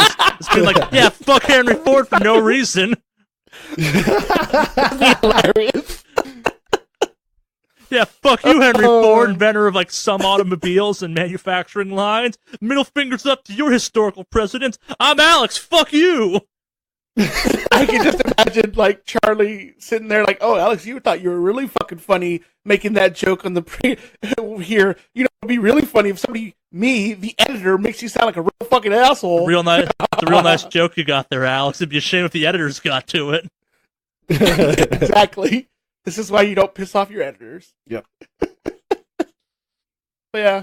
Well, Epic, good job, guys. Yeah, it is nice that we have a kind of bad news story this week that's not so much like evil or sinister or like, man, the world is fucked, but more in kind just of incompetence. the Marx Brothers bumbling over themselves, like, oh god, all this money fell in the fire because I was walking next to the fire with it. How do I put it out with my face? My hair's on fire. What did I do wrong? You tried to put I got this bucket full of liquid. It's definitely not gasoline. It's totally gasoline. What do we do? Throw money at it. Yep. Oh, no, the money was fire. Why did anyone tell me dollar bills were flammable? Shit! Now that fire is worth $500 million. God damn it! Now $2 million. How did that go up? It raised in value. That's all right. Just release a new skin on Fortnite. We'll be fine. Yep. Yeah, kind of. Oh god, release the fire skin. Right? But we fucked up and need money skin. Is that what the John Wick skin is they added to Fortnite? Like, it's the official John Wick skin. It's just them being like, fuck, we need money. John Wick it. Yep. Well, they actually already had a John Wick Yes, skin it was before. unofficial. This one actually looks good. Yeah. This one does it? looks dead on like I think that's Keanu hair Reeves. physics. It just looks like him. Yeah. Wow. Yeah. Okay. It's And impressive. I love Keanu. And it comes with the John Wick, what's it called? Combat mode, which is just Fortnite, but with 3 lives per character and coins. Oh. Well, I may jump in and play. No, Fortnite you're just 'cause not. You'll say that, but you'll be all like, "No, I have to open the launcher." I don't give a fuck about the launcher. I give a fuck about the exclusivity part of it and locking it down. That's what I complain about. I don't care that it's on that launcher. Mm-hmm. I will play Fortnite just to try out John Wick, just like I considered playing Fortnite and played it for the Thanos thing. But that's it. Other than that, I have no interest in playing it. Yeah, I've only played it a couple of times myself, to be honest. The Infinity Gauntlet in the game was fucking fun. So, but anyway. No, it's more fun. The What? Division 2 raid. Oh, yes. I actually need to finish getting level. Well, I need to start gearing up. I'm already max level, so I just need to work my way up the rest of the stuff. So, normally we don't talk about video game raids on this podcast unless they're Alex trying to fight Jaina. Apparently, the last couple of weeks, Elsa Proud. we should put a stop to that. But yeah, so the Division 2 raid is noteworthy or newsworthy, if you will, for a couple kind of weird mixing of news stories. None of these would be newsworthy on their own, but by their powers combined, they are. Yeah, you're not mentioned on the Wicked Awesome Cast Planet, Captain Guy. Fuck, I messed up that joke. Man, I'm Alex this week. God damn it. But yes. The Division 2 raid is upon us. It is a raid a la Destiny or other video games that involve loot shooting and raids. Multi-stage, you save after each instance, and the PC version of the game was cleared in about 5 hours. I believe it took them 36 hours to successfully clear it on consoles at all. And what? That's because PC gamers are more skilled than console no, players. actually. Go on. So the explanation given is that there is a point in the raid pretty early on that, given the speed at which you can rotate and literally the frame rates the games run at, it becomes significantly harder on console than on PC. Whoa. Because consoles are inferior to PCs. You go on.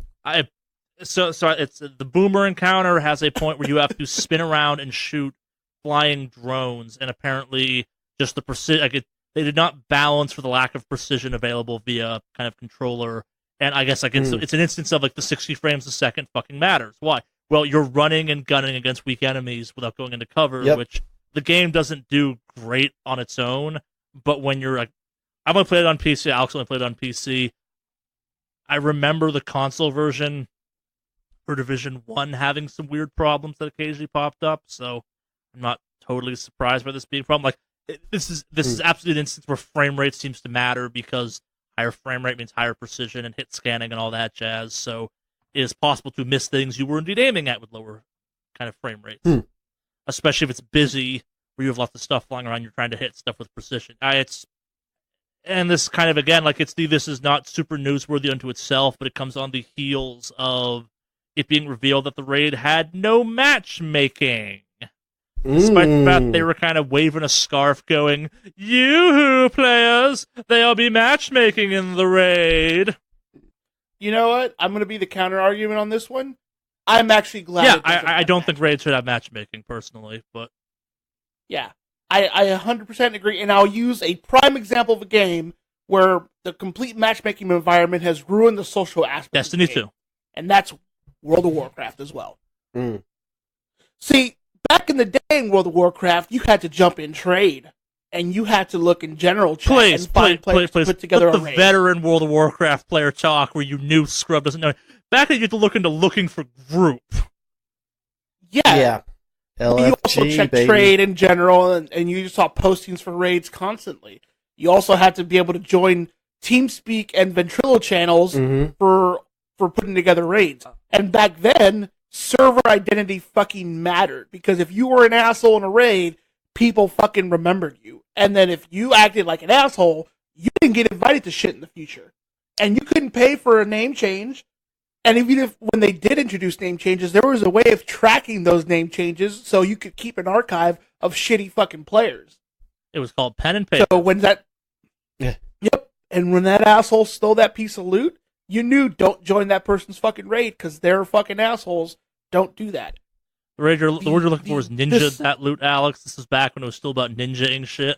But Naruto ruined the thing is like, for me, as a person who doesn't really play all that often and definitely does not play anything often enough to actually be a part of a guild or a group or even just other people that I play with, to be honest. It's like, I like to be able to hop into something and then play it, and I kind of require matchmaking for that. And so, yeah, as a player who's more like 99% of the time, I'm not playing with people I know in any game that I play. 99% of the time. And so for me to make a game like that fun, make a raid fun, I have to have matchmaking, or else it just means I don't get to play. Yeah. I don't know. I can see where you're coming from with that one, but like I was nowhere near a hardcore player back then, and I was still able to find community links and like groups to find. Like they were always advertising in trade. Like you'd always find a group as long as there's like a general chat. What channel, you were touching on though is that like that game, despite not having an official one, did have an official way to group up and stuff. Like there is no real chat option in Division. There's no real chat option in games like Destiny. Like as someone who rated hardcore in Destiny 1 and had to use the 100 website to do that, like, do I wish there was an in-game version of that in Destiny? Yes. At the time, because I had nothing better to do with my life, I was doing the 100 a lot. Like, this is when I was unemployed a couple rounds ago. Mm-hmm.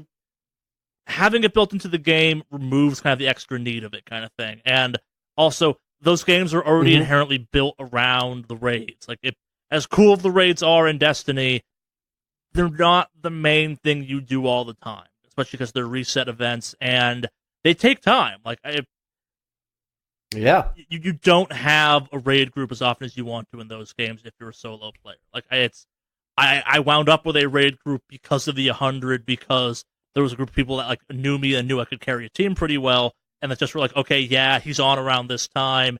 If we want to raid, let's invite him quickly, and he'll probably jump in and just kind of bust through it, even if he's already done it for this week. But the point of World of Warcraft is to raid. The point of the Division isn't necessarily to raid. The point of Destiny isn't necessarily to raid.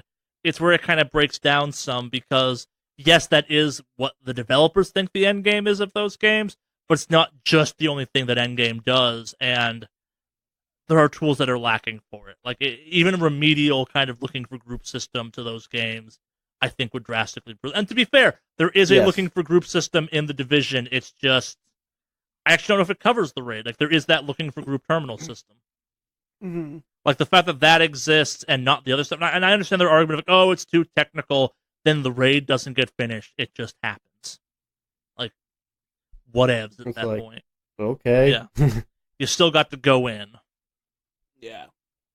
Yeah, no, I'm kind of for it, and that's also kind of the draw for like people talk about classic World of Warcraft, because it's that aspect of building a server identity and a social aspect of it that has very much been lost. I just want to talk about that now in normal WoW. Yeah, that's kind of why we could transition into it. Transition to that. We have an official release date for World of Warcraft Classic. Yep. 08/27/19, aka August 27th. Mm-hmm. So it's technically still summer 2019. Yep.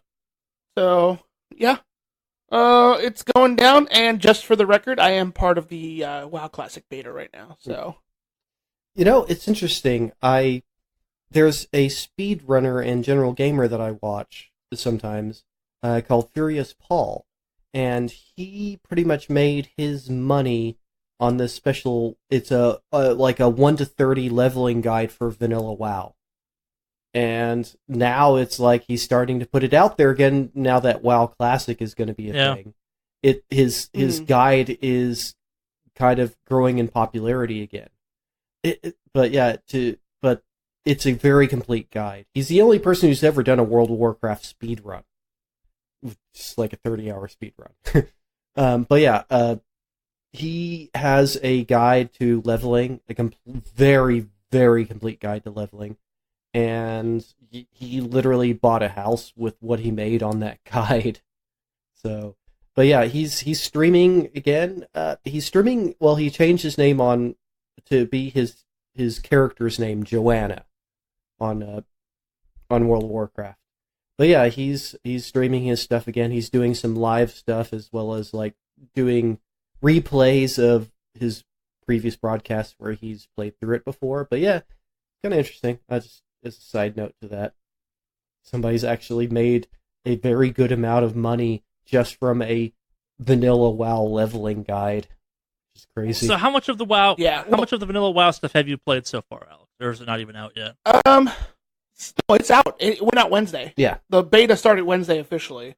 So, I played a little bit on it. I made a shaman. I could have gone Rogue Warrior and all that stuff because those I'm a little bit familiar with, but I wanted to go shaman, just because I want to experience playing The broken shaman. two-handed shaman. Yeah, broken two-handed shaman Shock, with just bitches. wind fury. Mm-hmm. Yep. So, yeah. May no, I also recommend the Affliction Spec Warlock? Is that Yeah. another one that's pretty fucking That broken? was the bane of many people's existences. It was possible to kill a character, multiple characters, pop health items, and still die to that Warlock. I may dabble with the Warlock too then, just because I also enjoyed playing, I did like Warlock and New WoW, so I might go back and play old Warlock is something... is a nightmare to behold. It's beautiful. Pretty OP. Yeah. Very OP. Oh yeah. There are many kind of claims of OP-ness that people raged against in vanilla WoW. As someone who played the Warlock, even I was like, yeah, this is pretty broken. This shouldn't be allowed. This is wrong.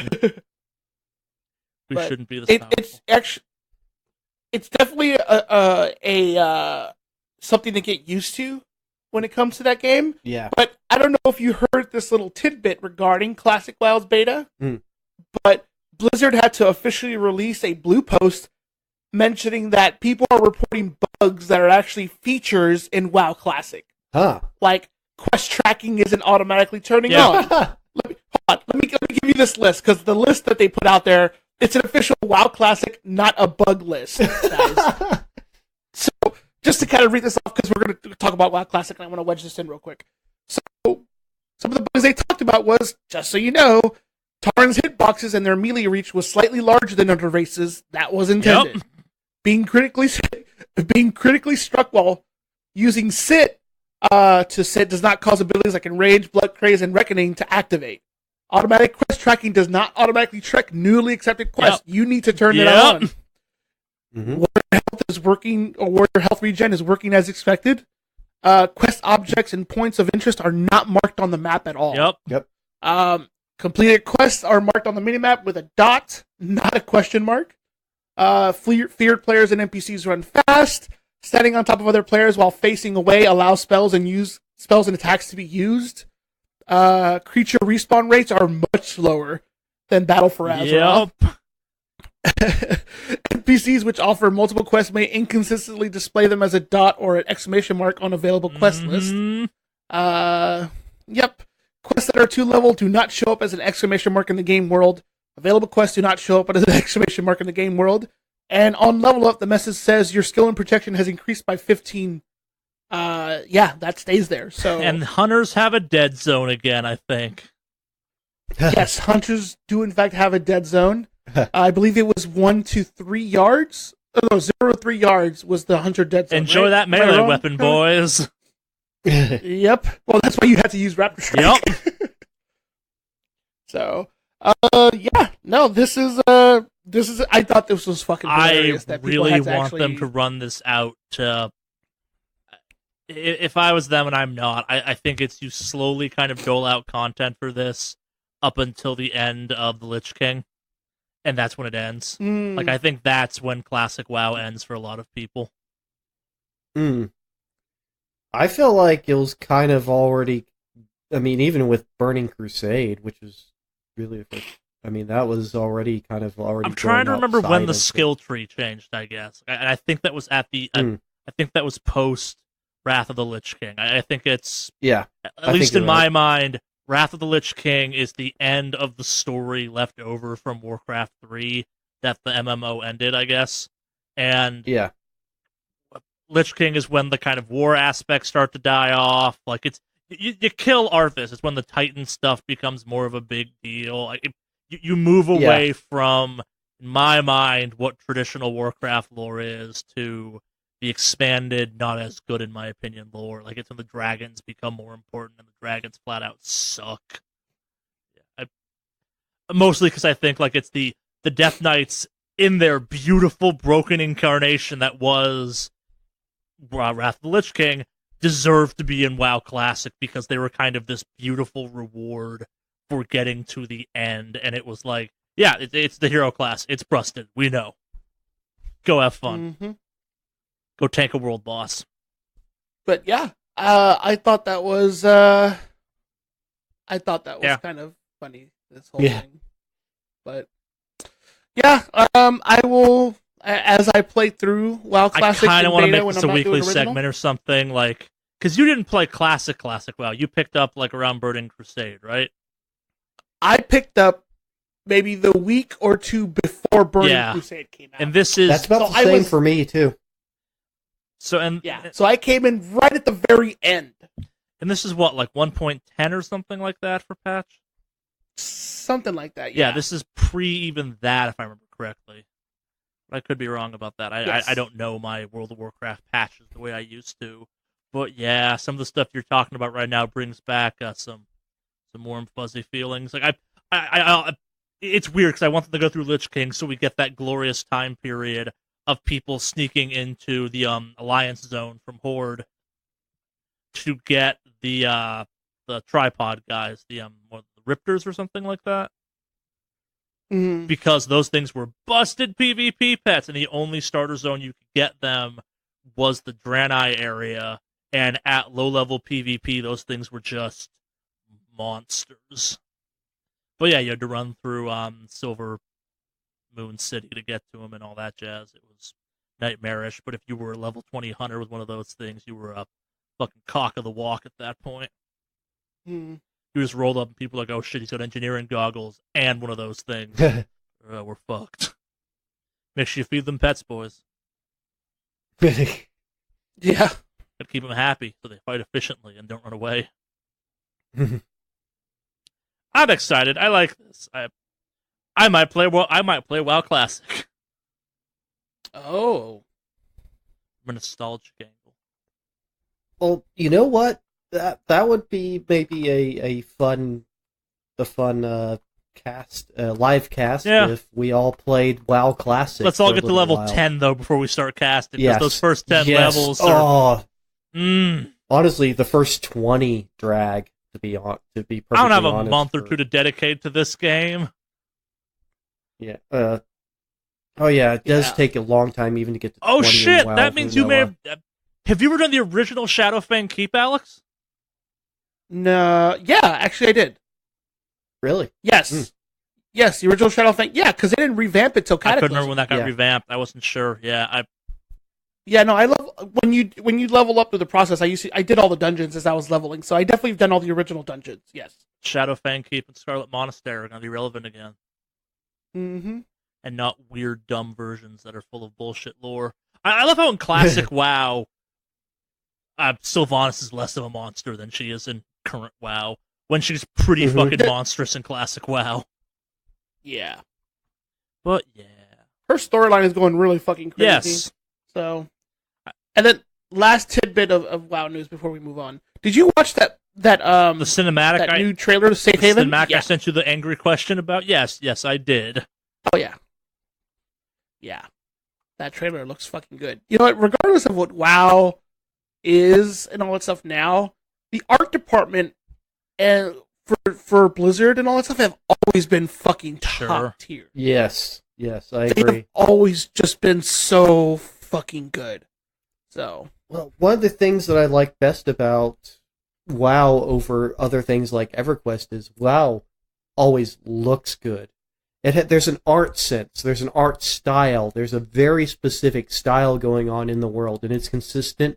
It's also colorful. It's consistent and colorful. It's themed, whereas like other game, there again, EverQuest, which EverQuest 2 looks like it's made up entirely of like things that they bought, like of a bunch of 3D objects that they just bought online somewhere. A bunch of the most generic, boring meshes I've ever seen. So you and the two blandest, may not remember this, but at the boring time of color scheme. So at the time of World of Warcraft's launch, that was actually a big thing people were criticizing WoW for.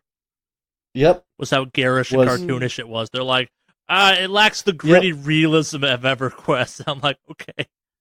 EverQuest is ugly and has no art direction. It looks like they just brought in random assets from just random places because nothing fits together thematically. The art style's all over the place. There isn't really an art style. The colors, there's no color theming. There's no color coordination whatsoever. The game was an ugly mess. I can get why people are into it, but I thought it looked like crap, and so I never played it. But yeah, World of Warcraft, I was like, wow, this game actually looks good. It looks really fun. Yeah. I mean, it's one of the reasons I like Terra. Terra is actually a very beautiful game. I mean, I think it's one of the sort of not well known, but extremely good MMOs. Disclosure, Henry worked on it, but yes, I agree with him so far. No, I didn't. What did you work on then? Rift. Oh, sorry. Other one word title. Yeah, but yeah, Terra. I've been a fan of it for a good while. I really like my mount, my flying llama mount. But yeah, like WoW. That's what caught my eye for WoW. WoW Classic even was it just had a wonderful art style and it was consistent. Had great color coordination. It just color theming. It's just fantastic. Mm-hmm. Yeah. On to something Yeah, else. I don't. Sure. Yeah. There's not much more we can say about WoW. This was supposed to just be like, hey, August 27th, the classic comes out. Yeah. We spent like almost no, not a problem. Like this is that was the place to dump the WoW news, but Yes. Yeah. Speaking of dumping things, Starbreeze is selling off chunks of itself that, at least in this instance, in this news article, Rockstar is swooping in and grabbing. We haven't talked about Starbreeze in a while, but I think the last time we talked about them, they were under criminal investigation for, like, money laundering shit, if I remember correctly. Yeah. Holy shit. Yeah. They're in super trouble. Like they're selling to stay afloat at this point. There was a fantastic Eurogame article that when the big kind of hubbubaloo was going down, they went back to kind of some of the early warning signs that we all, including them, chose to ignore as just like, game industry weirdness. And the most notable one that I think we all were like, meh to, was when the Payday people left. Oh, yeah. And when the Payday team left, yeah. Yeah, that was, as it turns out, a big deal, because it turned out later they left because they got wind of what Starbreeze was up to, and they were like, no, we want no part of this, and that GTFO game they're making looks pretty cool now, and all that jazz. But, yeah, so it's not quite clear what this means exactly in the grand scheme of things, but Rockstar is buying up a large percentage of what made up Starbreeze, I guess, actively. You brought this one in, Henry. Is there anything more you want to add to that? Or, like, it's mostly remote development studios, right? Yeah, I mean, this one is, in particular, is mostly an art studio that's in India. And Rockstar already is in India. They already have offices there. And so they would just absorb that into their existing offices, I assume. But, I mean, that's the thing. It's like, hey, I mean, if you're Rockstar and you have that much cash and it's like you're already invested somewhere, I mean, take advantage of a fire sale, I guess, And you know what? It's good because, that means at least, like, that particular department is not going to get just jettisoned by Starbreeze, that they have a landing pad, that, they're going to still have a place to work. Well, and, like, companies close all the time, blah, blah, blah, blah, blah, blah, blah. Telltale did this too, et cetera, et cetera. To put this one in perspective, Starbreeze will be out of money by the end of the year, and Starbreeze was for a long time pretty major publisher. Mm-hmm. Yeah. Mm-hmm. Yeah. If you can find that article, I wish I knew the name off the top of my head. It is a fascinating article. It's long. Like, it's newspaper worthy, if you will, of like this is a deep dive into what the fuck was going on. But yeah, like it's. I never thought about Starbreeze much prior to that article, and now I'm like, man, what the fuck? Yeah. Yep. I mean, yep. They're falling apart at the seams, and just it's a fire sale to stay afloat. Yeah.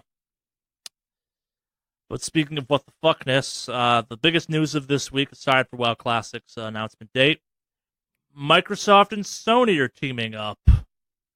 Kind of. Sort of. Okay, not really, but yeah, they are, though, too. Yeah. We're going to speculate some as part of this because there's no other way of reason they would do this. All signs point towards Google's Stadia maybe scaring the two companies a little bit, and while the two companies are now putting aside their battle lines, and we're not getting the Sony Xbox 5, the Sony Playbox 5, whatever the right word for that would be, they do appear to be kind of partnering up to work on, I guess, AI-based stuff and streaming services, essentially, where it seems where Microsoft is kind of moving into a more streaming realm. I guess Sony has, in kind of contrast to that, well, they're not the biggest kind of software company from a hardware standpoint, meaning components and processors and all that jazz. They're significantly beyond what Microsoft offers kind of natively in-house. So the two have kind of done a partnership to provide, I think it's like microprocessors or something like that, to Microsoft for further development on these topics, and assumably some benefit to Sony will come down out of this, whether it be purely financial or they're partnered with a larger company. There's been some speculation on the idea that this is a good business move from Sony because it makes it harder for something like a Google to acquire Sony, because what we see like Sony is a giant monster corporation compared to some of these other ones. It's not even a medium-sized fish by comparison. It's still a big company as far as we know, but like compared to the Samsungs and even the Facebooks or the Googles of the world, it's just a technology company. It's not one of the bigs. They make that video game console, which hypothetically means would be up for acquisition given enough kind of financial push one of those companies. But by partnering with someone like Microsoft, they're not shielded completely, but it does, on kind of paper, make it plausible that like if someone were to kind of sniff around for Sony, they could kind of point to Microsoft being like, yo, we have a business deal going through right now that's beneficial to you. How about you help us stave this off a little bit? Yeah, I mean, it makes sense. I mean, companies share technologies. Yeah. I mean, and like in one of this kind of reminds me of the Intel and AMD thing. Yeah. And so what happened with that was whenever there was the move from 32-bit to 64-bit processors, they each have their own machine, and they came out with their own machine instruction set. Intel came out with IA64, and AMD came out with their own AMD 64 instruction set, basically machine code assembly language. So that's two completely different assembly languages. Well, the IA64 Intel's flopped. It was not backwards compatible with 32-bit. It had a lot of other issues. That was the big one. It couldn't also work with 32-bit applications, whereas the AMDs could. And so what happens is AMD licensed and did an entered a technology sharing agreement with Intel, and so they both use AMD's version of the machine code assembly language. So, but they're still very much competitors, even though they've shared a very important technology. So, but this is interesting to see that between Microsoft and Sony, being as how they're in many ways at odds, but in other ways they've kind of had to work around each other. But it's interesting. I think it's interesting to see a partnership of this kind. Yeah, and it's not clear if this will have any impact on the gamers that buy these companies' products. Like, this might be some kind of just actual Microsoft, Sony level stuff as opposed to Xbox versus PlayStation level stuff. Like, again, like we don't talk about it, but like, there's so much more to both of these companies, as most people know, beyond the stuff we talk about on this podcast. Like, reality is Sony and Microsoft probably are like whatever, while PlayStation and Xbox are like, we will kill you in your sleep and eat your children. Yeah. So, oh boy. But yeah, I think at the And that's the thing, the AMD Intel thing was the same thing. Like, Yeah. it didn't actually change anything in a certain sense on its face for the average consumer, other than now there's choices for things that deliver the same end product but may have differences otherwise. Yeah. But yeah, I think that's not something I would have expected, but there again, it's also not something that's unprecedented at all. Yeah, It's like it's not even super legally common. binding yet. Like it's not even clear. Like we don't know what this partnership will lead to. We don't know if it will lead to anything ultimately. Like reality is, I'm assuming business people get in rooms with each other all the time and drink fancy coffee and go, "Wouldn't it be funny if we merged?" Yeah. And then nothing happens. But yeah, only time will tell on this one. Hmm. But to speculate further, crossplay for Destiny 3. No, it's not.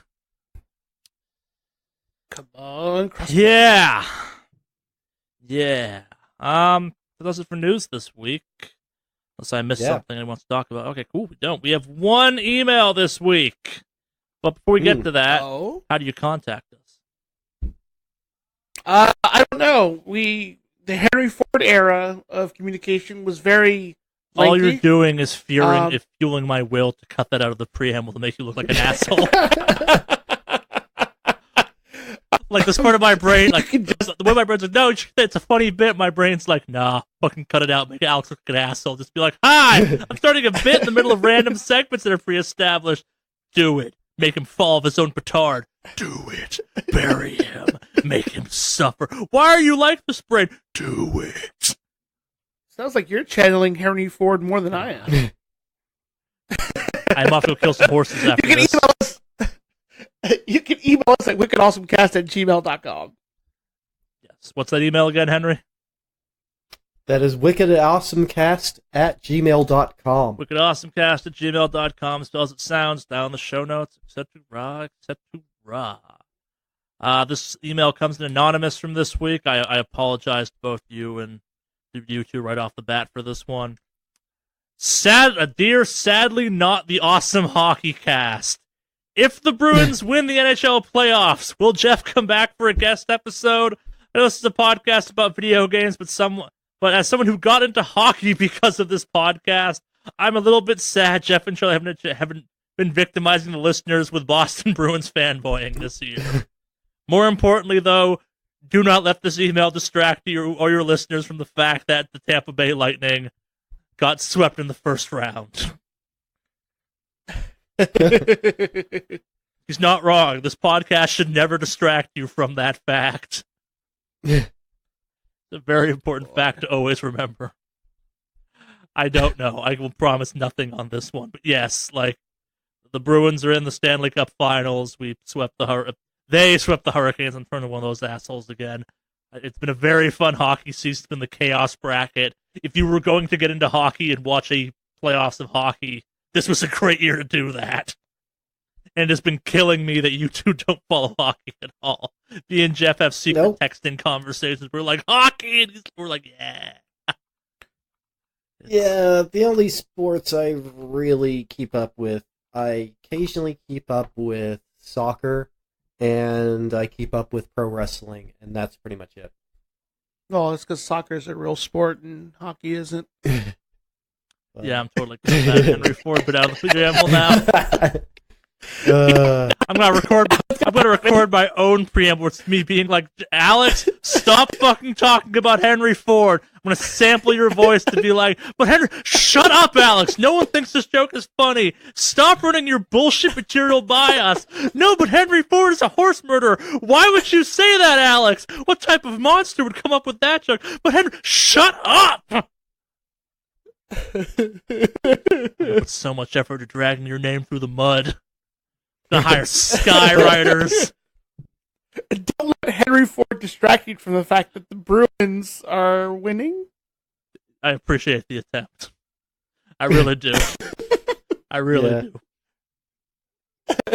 Is it okay now? No, but especially because the correct thing you should have said is, don't let Henry Ford distract you from the fact that Tampa Bay got swept in the first round. But Yes, that.